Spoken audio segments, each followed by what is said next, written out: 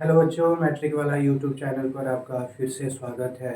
ये प्रकाश के परावर्तन का पार्ट 4 है। इससे पहले 3 पार्ट अपलोड हो चुके हैं। यदि आपने उसे नहीं देखा है तो इसके डिस्क्रिप्शन में उसका लिंक दे दिया जाएगा, आप वहां से इसे देख सकते हैं।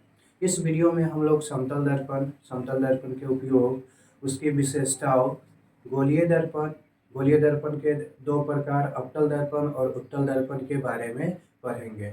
यदि आप सभी वीडियो को देख लेते हैं तो परीक्षा में एक भी प्रश्न छूटेगा नहीं, इस बात की मैं गारंटी देता हूँ। तो आइए वीडियो को शुरू करते हैं। वीडियो को शुरू करने से पहले यदि आप हमारे चैनल पर नए हैं तो चैनल को लाइक सब्सक्राइब करना ना भूलें, साथ ही बेल आइकन को भी दबा दें ताकि हर नए वीडियो की नोटिफिकेशन आप तक पहुँचती रहे। तो चलिए शुरू करते हैं। हमारा पॉइंट है समतल दर्पण। तो समतल दर्पण क्या होता है? चिकने कांच के प्लेट का बना होता है जिसके एक भाग पर सिल्वर ब्रोमाइड की परत चढ़ा दी जाती है। यानी समतल दर्पण क्या होता है? एक कांच का चिकने कांच की प्लेट का बना होता है। इसके एक साइड क्या किया जाता है? चांदी की पतली परत चढ़ा दी जाती है। वो चांदी की कौन सी चांदी? तो सिल्वर ब्रोमाइड। Silver bromide. ये हमारा समतल दर्पण बन के तैयार हुआ। तो परिभाषा में क्या लिखेंगे? समतल दर्पण चिकने कांच के प्लेट का बना होता है जिसके एक भाग पर सिल्वर ब्रोमाइड की पतली परत चढ़ा दी जाती है। अब कभी कभी देखते हुएगा कि समतल दर्पण अगर यानी कि जिसमें आप चेहरा देखते हैं वो घर पे फूट जाता है किसी कारण से, तो उसमें ध्यान से देखिएगा, कभी उसके पीछे रंगा हुआ रहता है। तो क्यों रंगा जाता है? जो हम चांदी की परत चढ़ाते हैं उसको खरोच से बचाने के लिए उसको क्या किया जाता है? लाल रंग से या किसी अन्य गहरे रंग से रंग दिया जाता है। तो क्वेश्चन बनेगा कि समतल दर्पण को क्यों रंगा जाता है? यानी समतल दर्पण को क्यों रंगा जाता है? तो समतल दर्पण को खरोच से बचाने के लिए, चांदी की परत को खरोच से बचाने के लिए रंगा जाता है। चलिए अगले पॉइंट की ओर। समतल दर्पण की फोकस दूरी क्या होती है? अनंत होती है। समतल दर्पण की फोकस दूरी अनंत होती है। उसके बाद इसमें प्रतिबिंब दर्पण के पीछे बनता है। प्रतिबिंब समतल दर्पण में कहाँ बनता है? दर्पण के पीछे से। मान लीजिए कोई व्यक्ति यहाँ पे खड़ा है, तो इसका प्रतिबिंब कहाँ बनेगा? दर्पण के पीछे बनेगा, दर्पण के पीछे। तो इस पॉइंट समझ गए। आगे प्रतिबिंब वस्तु की अपेक्षा सीधा बनता है। यानी कि समतल दर्पण में आप चेहरा देखते हैं तो उसमें दाढ़ी वाला भाग दाढ़ी तरफ ही रहता है और बाल वाला भाग बाल तरफ। ये थोड़े होता है कि उसमें चेहरा उलट जाता है, जैसे कि यहाँ भी बनाया गया है, सिर ऊपर सिर ऊपर। नहीं, समतल दर्पण में क्या होता है? प्रतिबिंब हमेशा सीधा बनता है। प्रतिबिंब पार्श्विक रूप से उल्टा बनता है। तो सीधा बनता है प्रतिबिंब लेकिन पार्श्विक रूप से उल्टा बनता है। तो इसका मतलब हुआ कि अगर आप समतल दर्पण में आपका दाहिना हाथ उठाते हैं तो दर्पण में बायां हाथ, यानी कि आपका जो भाग होता है उसका उल्टा हो जाता है। यानी आप इधर दाहिना हाथ उठाइएगा तो दर्पण तरफ बायां उठेगा। तो इसी को कहते हैं पार्श्विक उल्टा। प्रतिबिंब उल्टा नहीं होता है, पार्श्विक रूप से उल्टा होता है।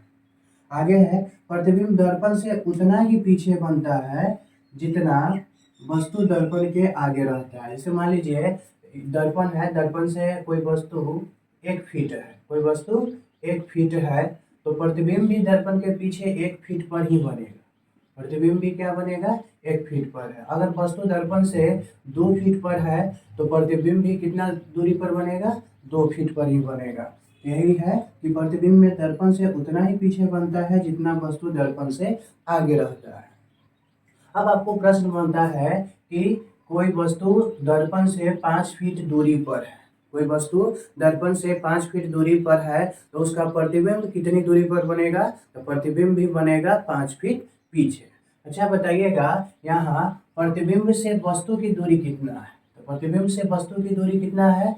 2 फीट यहाँ और 2 फीट इधर, यानी टोटल प्रतिबिंब से वस्तु की दूरी कितना है?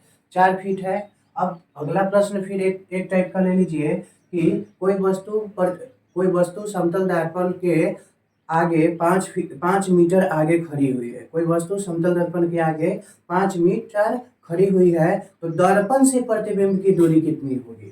तो कोई वस्तु अगर 5 मीटर आगे खड़ी हुई है, 5 मीटर आगे खड़ी हुई है तो दर्पण से प्रतिबिंब की दूरी, तो दर्पण से प्रतिबिंब की दूरी 5 मीटर होगी। ओके, दर्पण से हम पूछे तो दर्पण यहाँ है और यहाँ से प्रतिबिंब 5 मीटर ना हुआ। हाँ, यही कहते कि वस्तु से प्रतिबिंब की दूरी तो 5 मीटर इधर और 5 मीटर इधर, तो वस्तु से प्रतिबिंब की दूरी 10 मीटर, लेकिन दर्पण से प्रतिबिंब की दूरी 5 मीटर होगा। तो आशा करता हूँ कि ये समतल दर्पण का अभी तक जो पॉइंट समझाया गया है वो अच्छे तरीके से समझ में आया, तो इसे शेयर करना ना भूलें। चलिए अगले टॉपिक की ओर चलते हैं। समतल दर्पण का उपयोग कहाँ होता है? चेहरा देखने में। समतल दर्पण का पहला उपयोग कहाँ होता है? चेहरा देखने में। दूसरा उपयोग है पेरिस्कोप में और तीसरा उपयोग है सजावट में। अब हमारा अगला पॉइंट है गोलीय दर्पण। तो गोलीय दर्पण क्या होता है? गोलीय दर्पण उस गोले का भाग होता है, गोलीय दर्पण उस दर्पण को कहते हैं जिसका परावर्तक सतह क्या होता है? किसी खोखले गोले का भाग होता है। गोलीय दर्पण किस दर्पण को कहते हैं? तो गोलीय दर्पण उस दर्पण को कहते हैं जिसका परावर्तक सतह किसी खोखले गोले का भाग होता है। यह कितने प्रकार के होते हैं? तो यह मुख्यतः 2 प्रकार के होते हैं, अवतल दर्पण और उत्तल दर्पण। अब अवतल दर्पण किसे कहते हैं? तो गोलीय दर्पण का वह भाग, यानी अवतल दर्पण क्या किया जाता है? गोलीय दर्पण से ही बनाया जाता है। तो गोलीय दर्पण का वह भाग जो बाहर से रंगकर बनाया जाता है। कहाँ से बनाया जाता है? बाहर से रंगकर बनाया जाता है, उसे हम क्या कहते हैं? अवतल दर्पण। जैसे ये रहा गोलीय दर्पण, इसके बाहर से जो रंग के बनाया जाएगा जो दर्पण, इसे ही क्या कहेंगे? अवतल दर्पण। इसे ही क्या कहेंगे? अवतल दर्पण। अवतल दर्पण यानी कि वैसा दर्पण जो बाहर से रंगकर बनाया जाता है, वैसा गोलीय दर्पण जो बाहर से रंगकर बनाया जाता है अवतल दर्पण कहलाता है। तो आशा करता हूँ कि अभी तक जो भी समझाया गया है वो समझ में आया होगा। तो समझ में आया तो चैनल को लाइक, सब्सक्राइब और शेयर करना ना भूलें। अब तो बोर्ड में जगह नहीं है, इसको मिटाते हैं और चलते हैं। आप एक बार स्क्रीनशॉट इसका ले सकते हैं ताकि फियर करने में सुविधा हो। हमारा अगला पॉइंट है अवतल दर्पण की विशेषता। तो अवतल दर्पण की क्या विशेषताएं होती है? अवतल दर्पण का परावर्तक सतह धंसा रहता है। ये हमारा अवतल दर्पण है, तो इधर से बाहर से पेंट करके यह बनाया जाता है।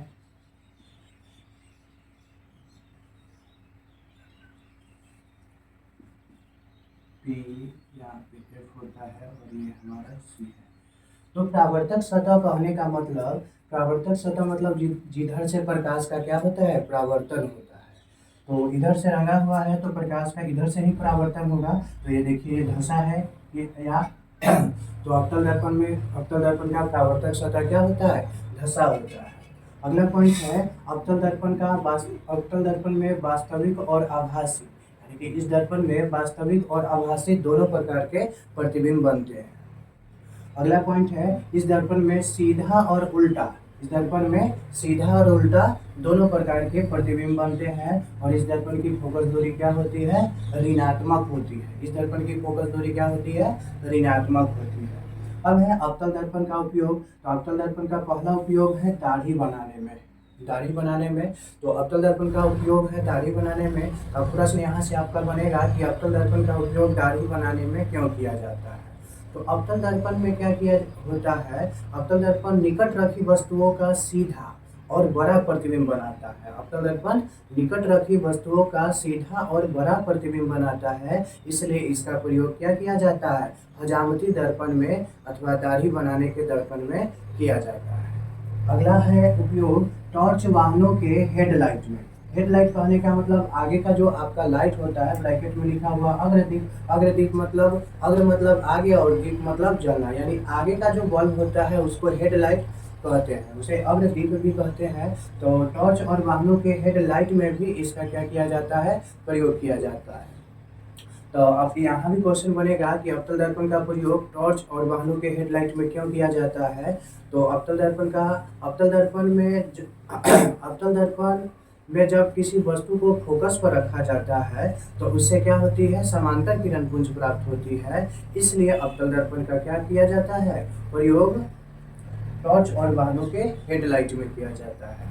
अगला पॉइंट है हमारा सोलर कुकर में। सोलर कुकर एक खाना बनाने वाला कुकर होता है, इसमें भी अवतल दर्पण का उपयोग किया जाता है। यहाँ भी सब्जेक्टिव क्वेश्चन बनेंगे कि अवतल दर्पण का प्रयोग सोलर कुकर में क्यों किया जाता है।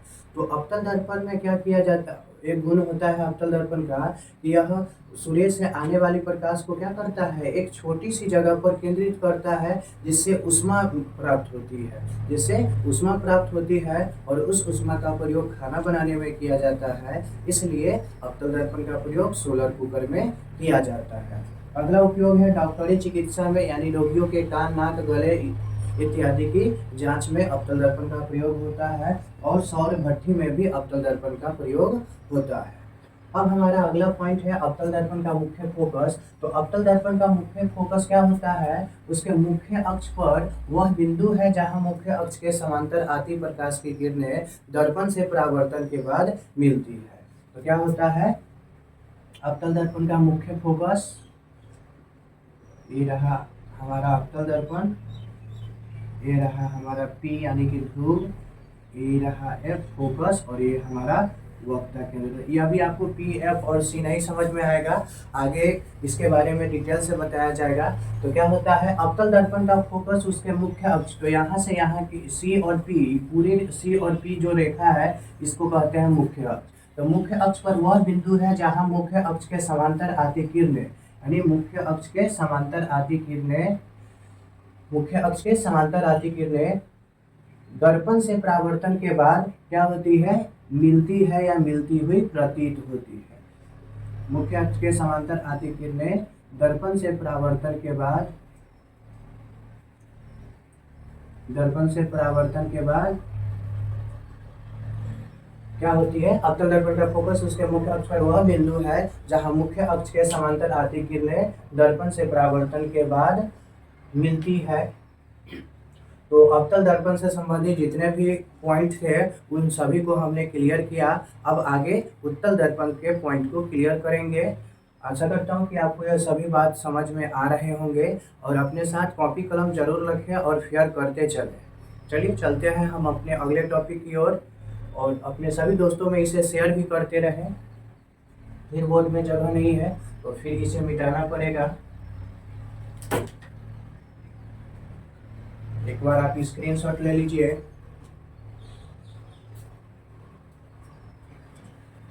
अगला टॉपिक है उत्तल दर्पण।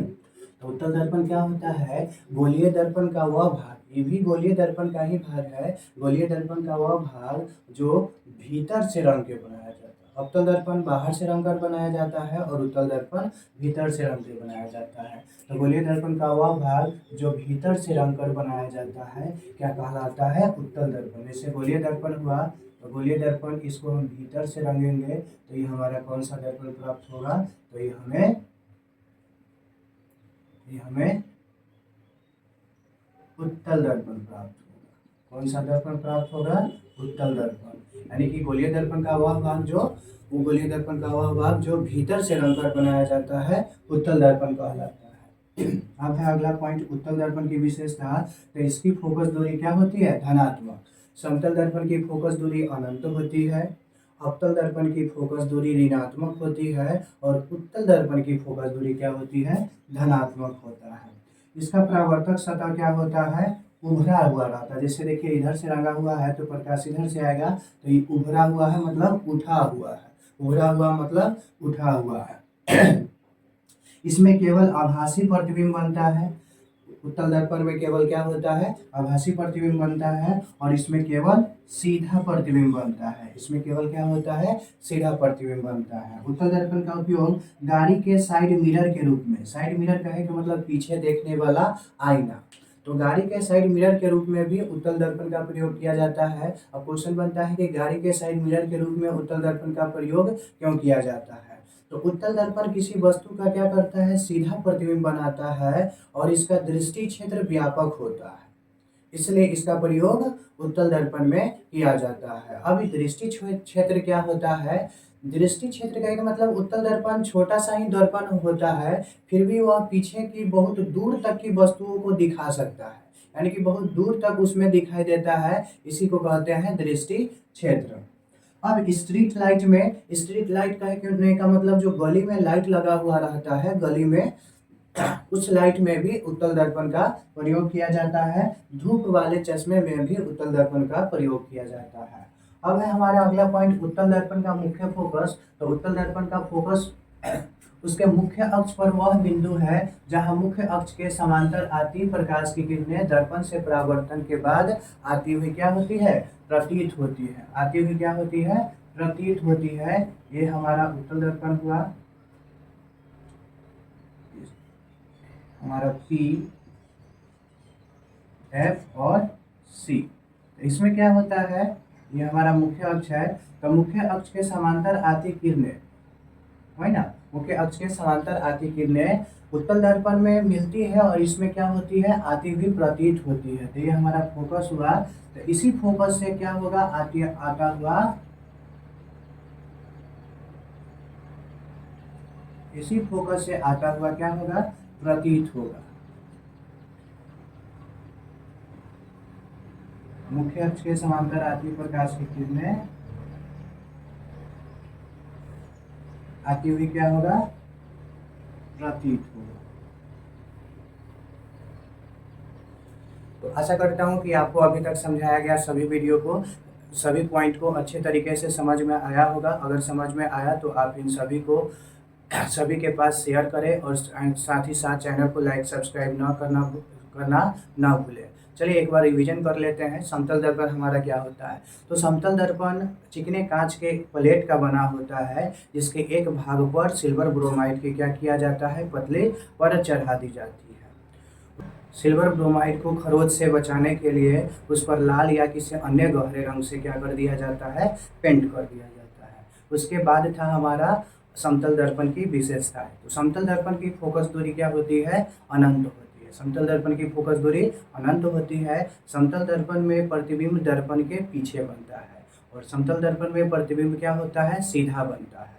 एक पॉइंट नहीं बताए थे कि समतल दर्पण में प्रतिबिंब आभासी बनता है। अच्छा, प्रतिबिंब आभासी बनता है तो क्या इसे पर्दे पर प्राप्त किया जा सकता है, नहीं। और जब प्रतिबिंब आभासी बनता है तो इसे कभी भी पर्दे पर हम प्राप्त नहीं कर सकते हैं। अगली विशेषता था कि समतल दर्पण में किसी वस्तु का प्रतिबिंब उतना ही पीछे बनता है जितना वस्तु दर्पण के सामने। अगर वस्तु से दर्पण से कोई वस्तु 5 मीटर की दूरी पर है तो प्रतिबिंब भी उसका 5 मीटर पीछे ही बनेगा। तो यहाँ क्वेश्चन बनता है कि कोई वस्तु दर्पण से 5 मीटर दूरी पर है तो दर्पण से प्रतिबिंब की दूरी कितना होगा। तो दर्पण से प्रतिबिंब की दूरी 5 मीटर और वस्तु से प्रतिबिंब की दूरी 10 मीटर हो जाएगी। अगला पॉइंट था हमारा समतल दर्पण का उपयोग। तो समतल दर्पण का उपयोग चेहरा देखने में, पेरिस्कोप में और सजावट में किया जाता है।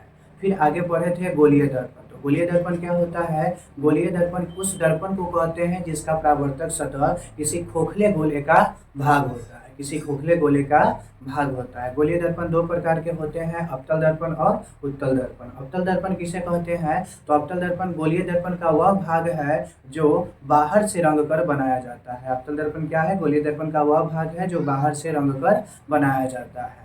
उसके बाद था हमारा अवतल दर्पण की विशेषताएं। तो अवतल दर्पण में केवल अवतल दर्पण में की फोकस दूरी ऋणात्मक होती है। अवतल दर्पण की फोकस दूरी ऋणात्मक होती है। इसका परावर्तक सतह कहने का मतलब जिधर से प्रकाश परावर्तित होती है, जिधर से प्रकाश टकराती है दर्पण से, यानी कि अवतल दर्पण का परावर्तक सतह धंसा हुआ रहता है। अवतल दर्पण का परावर्तक सतह धंसा हुआ रहता है।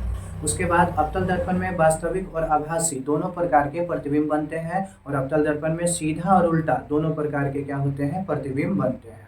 उसके बाद था अवतल दर्पण का मुख्य फोकस। अवतल दर्पण का मुख्य फोकस क्या होता है, अवतल दर्पण का मुख्य फोकस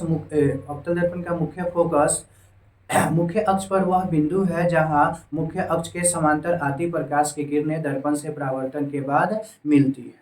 अवतल दर्पण का उपयोग कहाँ कहाँ किया जाता है, तो अवतल दर्पण का उपयोग गाड़ी के, टॉर्च के, वाहनों के हेडलाइट में किया जाता है, हजामती दर्पण के रूप में किया जाता है, सोलर कुकर में किया जाता है और रोगियों के नाक कान गले की जांच में किया जाता है। उसके बाद अगला पॉइंट हमारा था उत्तल दर्पण। तो उत्तल दर्पण क्या होता है? उत्तल दर्पण गोलीय दर्पण का वह भाग है जो भीतर से रंगकर बनाया जाता है। उत्तल दर्पण गोलीय दर्पण का वह भाग है जो भीतर से रंगकर बनाया जाता है। उत्तल दर्पण की विशेषताएं क्या है कि उत्तल दर्पण का फोकस दूरी धनात्मक होता है। उत्तल दर्पण की फोकस दूरी धनात्मक होती है।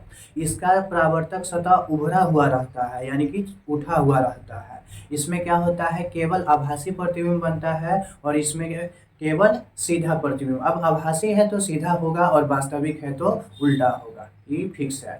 उसके बाद था उत्तल दर्पण का उपयोग। तो उत्तल दर्पण का उपयोग में पहला उपयोग था आपको गाड़ी के साइड मिरर के रूप में, दूसरा उपयोग था स्ट्रीट यानी गली वाली लाइट में, और तीसरा था आपको धूप वाले चश्मे में। उसके बाद था कि उत्तल दर्पण का मुख्य फोकस क्या होता है? तो उत्तल दर्पण का मुख्य फोकस मुख्य अक्ष पर वह बिंदु है जहां प्रकाश की किरणें दर्पण से परावर्तन के बाद आती हुई प्रतीत होती है। इतने पॉइंट को आपको समझाया गया था। अब आगे प्रश्न बनता है कि अवतल दर्पण और उत्तल दर्पण में क्या अंतर है? तो अवतल और उत्तल दर्पण में क्या अंतर है? तो लिखेंगे अवतल और उत्तल दर्पण में निम्नलिखित अंतर है और बॉक्स बनाएंगे, एक तरफ अवतल दर्पण और एक तरफ उत्तल दर्पण। अवतल दर्पण तरफ लिखेंगे इसकी फोकस दूरी क्या, पहले लिखेंगे अवतल दर्पण इसे बाहर से रंगकर बनाया जाता है और उत्तल दर्पण तरफ लिखेंगे इसे भीतर से रंगकर बनाया जाता है। एक अंतर हुआ। दूसरा अंतर, अवतल दर्पण का परावर्तक सतह धंसा हुआ रहता है और उत्तल दर्पण का परावर्तक सतह उभरा हुआ रहता है। तीसरा अंतर, अवतल दर्पण की फोकस दूरी ऋणात्मक होती है, उत्तल दर्पण की फोकस दूरी धनात्मक होती है। चौथा अंतर, अवतल दर्पण में केवल सीधा प्रतिबिंब, अवतल दर्पण में सीधा और उल्टा दोनों प्रकार का प्रतिबिंब बनता है और उत्तल दर्पण में केवल सीधा प्रतिबिंब बनता है। फिर से सुनिएगा, अवतल दर्पण में सीधा और उल्टा दोनों प्रकार का प्रतिबिंब बनता है, उत्तल दर्पण में केवल सीधा प्रतिबिंब बनता है। अगला अंतर है, अवतल दर्पण में वास्तविक और आभासी दोनों प्रकार के प्रतिबिंब बनते हैं और उत्तल दर्पण में केवल आभासी प्रतिबिंब बनते हैं। आशा करता हूं कि सभी पॉइंट आपको बहुत अच्छे तरीके से समझ में आया होगा। अगला वीडियो लेक्चर आपको आवर्धन का होगा और गोलीय दर्पण को जो संबंधित मुख्य पॉइंट है जैसे ध्रुव हो गया, मुख्य अक्ष हो गया, फोकस दूरी हो गया, वक्ता केंद्र हो गया, इसके बारे में आपको पढ़ाया जाएगा। तो इसी के साथ मैं आपसे विदा लेना चाहता हूँ। हाँ, और एक बात, चैनल को लाइक, सब्सक्राइब और शेयर करना ना भूलें।